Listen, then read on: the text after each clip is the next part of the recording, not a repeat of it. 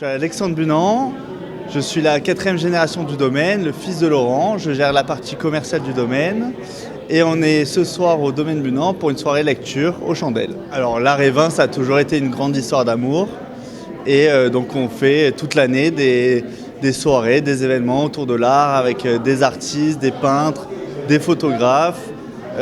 Aujourd'hui c'était une soirée lecture, l'art et le vin ça a toujours été très lié. Boire du vin, aimer selon sa fantaisie, vaut mieux qu'être dévot avec hypocrisie.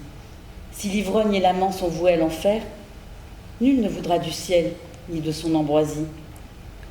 Ainsi tu brisas ma cruche de vin, mon Dieu. Ferme pour moi la porte au seul plaisir, mon Dieu. Oh, puisse ma bouche se remplir de terre. C'est moi qui bois, c'est toi qui es ivre, mon Dieu. Ce que je veux, du vin, un volume de verre, du pain, juste pour vivre éloigné des pervers. Alors je serai même, au désert, près l'aimé, plus heureux qu'un sultan possédant l'univers. Le vin, rien au-dessus de ce rubis sur terre, est un amer donnant à nos jours leur rayon.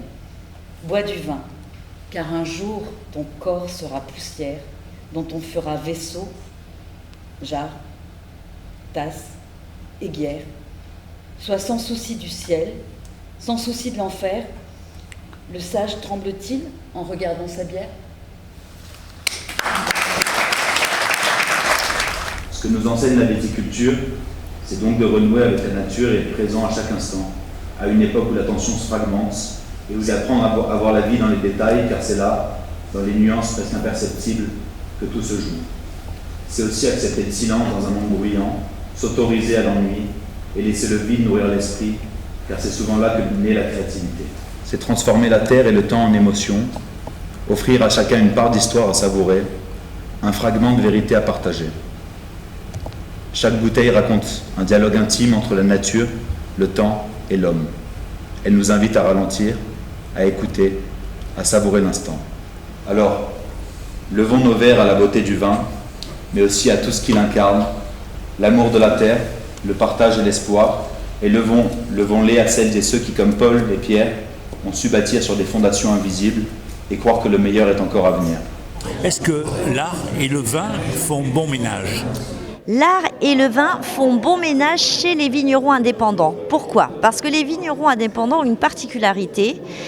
Ils cultivent leurs vignes eux-mêmes, ils font leur vin sur leur domaine, ils ont leurs chais et ils les commercialisent aussi au domaine en direct. Ce qui veut dire que si vous voulez, il y a une approche assez globale et l'approche du vin qu'à un vigneron indépendant s'apparente aussi, souvent on l'a vu dans le dialogue qui existe entre artistes et vignerons, à celle des artistes qui vont laisser exprimer leur sensibilité dans une œuvre. Le vigneron, il laisse exprimer toute sa sensibilité dans une bouteille de vin. Voilà.